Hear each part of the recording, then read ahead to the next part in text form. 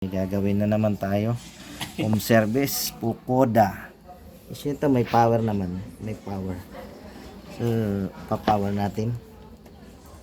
Yan. Pinangat namin sir. Yun. So, walang reaction. Pero parang may naaninag akong may naaninag akong Pukoda. So ito, try natin. Nabuksan ko na.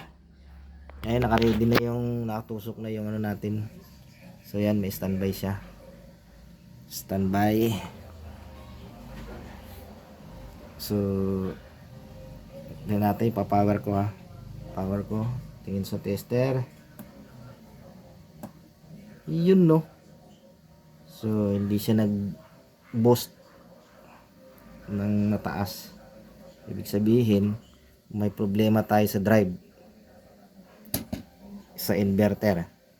So malamang buo yung ano nito, yung backlight. So sa driver tayo driver tayo, kukuha tayo ng lisensya driver. Ito na, may ito pala, pinalitan ko na ng asan na, pinalitan ko na ng diode. Ang original niya ay 3 ampere 150 volts. Pinalitan ko ng 5 ampere 200 volts. So pinalitan ko na rin yung ano, yung filter para sa speaker ay sa sounds, sa ampli. So titingnan natin ngayon kung magbo-boost na siya ng mataas. So yan, naka-standby na yan, 36 volts. So, try ko power.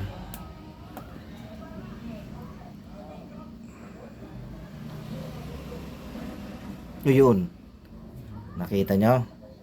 71, 72. Ayan, naglalaro. So yan. Naglalaro kasi ano pa siya, tag nito.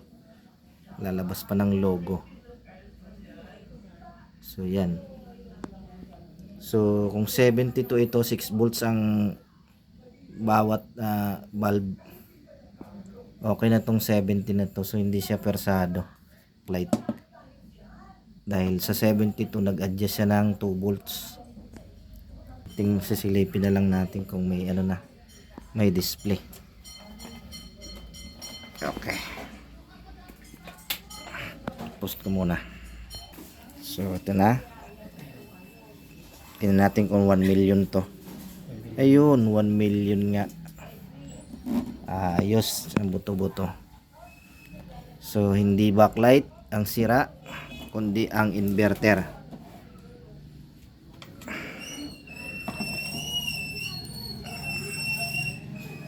May sounds, walang tao dahil nagbakasyon. Ngayon lang nakauwi. So ayan. So ito na, the moment of truth. Ayan o, may power. Power natin.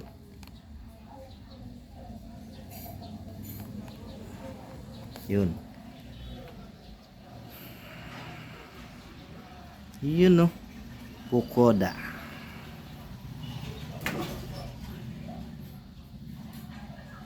Ayan.